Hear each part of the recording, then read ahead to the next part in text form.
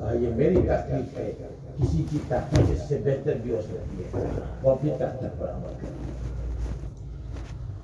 تو ہم کسی کو زبردستی حنفی نہ بنائیں۔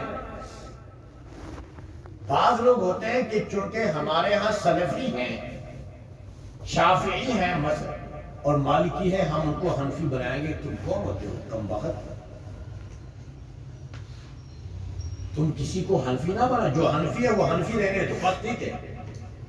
اگر اس کو حنفی مسلک پر اعتماد ہے تو اس کے اعتماد کو ٹھیس نہ پہنچاؤ، کہو بھائی ٹھیک ہے، جس کو تم حق سمجھتے ہو، درست سمجھتے ہو، اسی کے مطابق عمل کرو، لیکن اللہ کی رضا مقصود ہونی چاہیے۔ خامخواہ لوگوں کے اندر فرقہ واریت اور جماعت بندی یہ پیدا نہ کرے۔ اس میں نہ مناظری کی ضرورت ہے، اس میں نہ مباہلی کی ضرورت ہے، اس میں نہ مقابرے کی ضرورت ہے، اس میں نہ مجادلہ کی ضرورت ہے۔ وہ بھی حق پر، آپ بھی حق پر۔ چنانچہ حافظ ابن عبد البر مالکی رحمت اللہ علیہ نے فرمایا وَهَذَا غَایَةٌ فِي الْإِنصَافِ لِمَنْ فَهِمَ، جو سمجھے تو اس کے لیے اس میں بہت بڑی انصاف کی بات ہے۔ چنانچہ ہمارے لیے اس میں تعلیم یہ ہے، اب تو آپ عالم بن رہے ہیں، آپ دیکھتے ہیں سوشل میڈیا پر کہ یہ احناف کے ترجمان ہیں، یہ فلاں کے ترجمان ہیں، یہ فلاں کے ترجمان ہیں، یہ اپنے مسلک کو ثابت کریں گے۔ اپنے مسلک کو ثابت کرنے کے نتیجے میں کیا تمہارا باپ فقہ شافعی کو غلط ثابت کر سکتا ہے؟ نہیں کر سکتا۔ فقہ مالکیہ کو تم غلط ثابت، غلط نہیں ہے، وہ تو آپ کے اکابرین نے تسلیم کیا ہے کہ فقہ شافعی حق ہے، فقہ مالکی حق ہے، فقہ حنبلی حق ہے، اس میں باطل کوئی نہیں ہے۔ آپ کیوں مناظرہ کرتے ہیں؟ صرف اپنی دم اٹھانے کے لیے کہ میں بڑا مولوی ہوں، میں یہ لوگوں نے کہا کہ یہ ترجمان احناف ہے، بے غیرت بدتمیز اور بدبخت آدمی ہوتے ہیں۔ یہ کس نے کہا؟ ایک ہی امام کے شاگرد ان سے اختلاف رکھ سکتے ہیں۔ حضرت امام ابو حنیفہ کے شاگرد ہیں امام ابو یوسف، امام محمد، امام حسن بن زیاد، امام ظفر عبداللہ بن مبارک۔ کتنے مسائل ہیں کہ آپس میں ان کے درمیان بھی اختلاف رائے ہے۔ تو کیا ہم عبداللہ بن مبارک رحمۃ اللہ علیہ حضرت امام ابو یوسف رحمۃ اللہ علیہ سے مناظرہ کریں گے اور یہ ثابت کریں گے کہ امام ابو یوسف غلط ہے، امام ابو حنیفہ ٹھیک ہے؟ کیا امام ابو یوسف اپنے استاد کو نہیں جانتے تھے؟ آپ اس سے زیادہ بہتر جانتے ہیں۔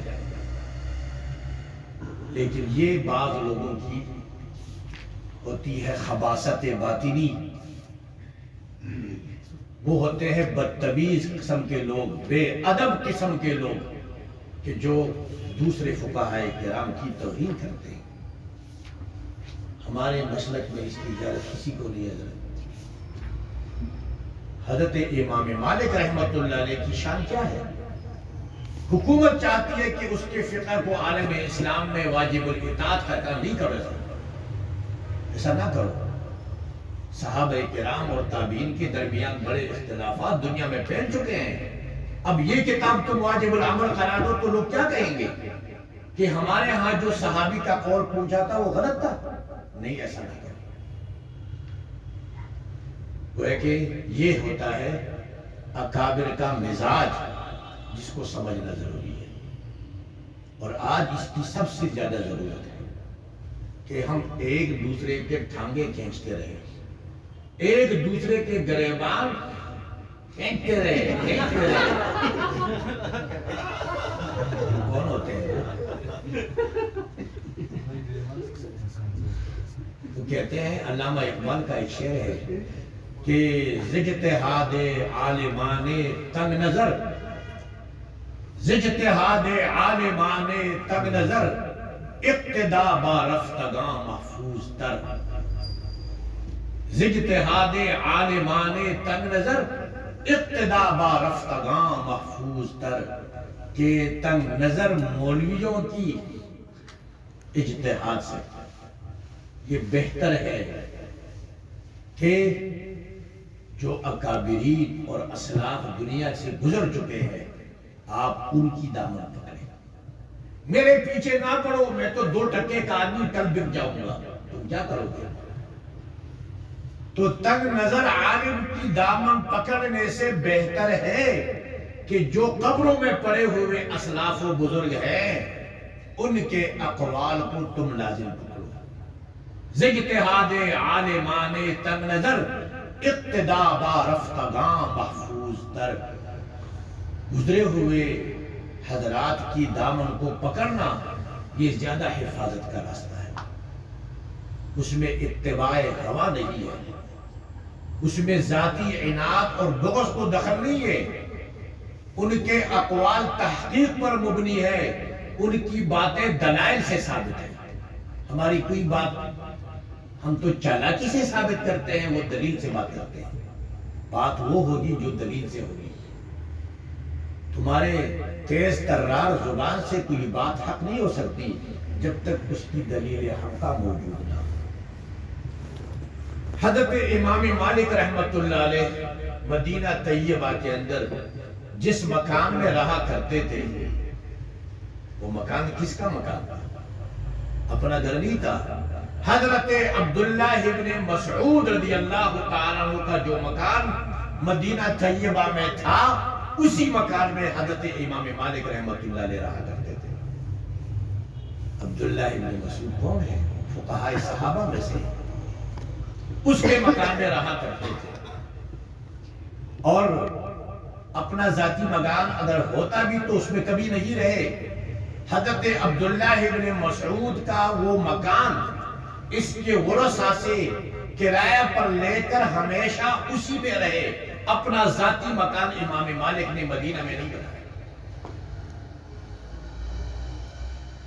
اور مسجد نبوی کے اندر پہلے تو حضرت نافع بن عبد الرحمن رحمہ اللہ کی خدمت میں مسلسل رہے جب تک وہ حیات تھے۔ وہ حضرت نافع رحمت اللہ علیہ جو 30 سال تک عبداللہ ابن عمر کی خدمت میں رہے، اور پھر حضرت نافع رحمت اللہ علیہ ان کے ایسے شیخ اور استاد اور مدینے کے عالم تھے کہ جن سے امام مالک کبھی جدا نہیں ہوئے۔ حضرت نافع رحمت اللہ علیہ کی وفات ہوئی تو اب اس کی جگہ کون بیٹھے؟ یہ وہ جگہ تھی جہاں حضور بیٹھا کرتے تھے صلی اللہ علیہ وسلم، یہ وہ مجلس درس تھی جس میں عبداللہ ابن عمر جیسے، حضرت عمر جیسے صحابی بیٹھا کرتے تھے فیصلہ کرنے کے لیے، یہ وہ مسند تھی جس میں عبداللہ ابن عمر بیٹھا کرتے تھے، یہ وہ مسند تھی جس میں حضرت نافع بیٹھا کرتے تھے۔ یہ سارے حضرات دنیا سے رخصت ہو گئے، اب مسند خالی رہا، کون بیٹھے؟ اس مسند پر بیٹھنے کے اہلیت کس میں پائی جاتی ہے؟ چنانچہ قرائے فال نکلا تو حضرت امام مالک رحمت اللہ علیہ کے نام پر، اور امام مالک کو لا کر اسی مسند پر بٹھایا، تم ہی اس مسند پر بیٹھنے کے اہل ہو۔ جہاں پر نافع بیٹھا کرتے تھے، جہاں عبداللہ ابن عمر بیٹھا کرتے تھے، جہاں فاروق اعظم بیٹھا کرتے تھے، جہاں سرکار دو عالم صلی اللہ علیہ وسلم بیٹھا کرتے تھے، آپ وہاں آ کر بیٹھ گئے۔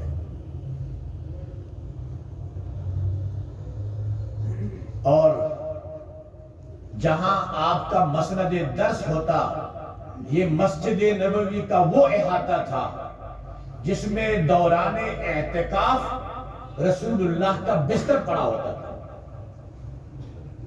جہاں حضور اعتکاف کرنے بیٹھ جاتے تھے، وہیں پر بیٹھ کر حضرت امام مالک رحمت اللہ علیہ حدیث و فقہ کی درس دیتے رہے۔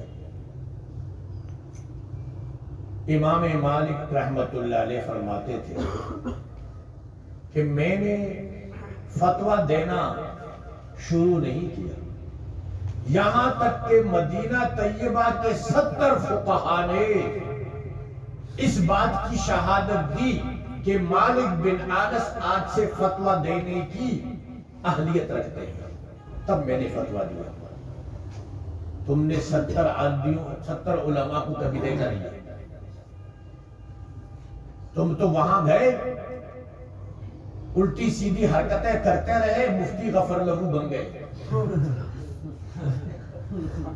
امام مالک رحمت اللہ علیہ جیسے اکابر کے خوشہ چین رہے، اور جن کے سامنے امام مالک نے زاویہ تلمس طے کیے، اس کے بعد مدینہ کے 70 علماء اور فقہاء نے اس بات پر اتفاق کیا کہ آج کے بعد مالک بن انس فتویٰ دینے کی اہلیت رکھتے ہیں، تب میں نے فتویٰ دینا شروع کیا۔ امام محمد ذو النفس الزکیہ سن 135 ہجری میں ان کی وفات ہوئی ہے۔ اس نے مدینہ منورہ میں ان کے بھائی ابراہیم نے بصرے میں جب سادات پر منصور کی زیادتیوں سے تنگ آ کر علم بغاوت بلند کیا، محمد بن نفس الزکیہ، محمد ذو النفس الزکیہ نے جب منصور کی زیادتیوں کے خلاف بغاوت کی تو حضرت امام مالک رحمت اللہ علیہ نے منصور سے بغاوت کرنے والے محمد ذو النفس الزکیہ کا ساتھ دیا، جس کے نتیجے میں اب یہ علماء ربانیین کی شان ہوتی ہے کہ ہمیشہ حق کے ساتھ کھڑے ہوتے ہیں، چاہے کوئی بھی۔ وقت کے والی کے خلاف محمد ذو النفس الزکیہ جو کہ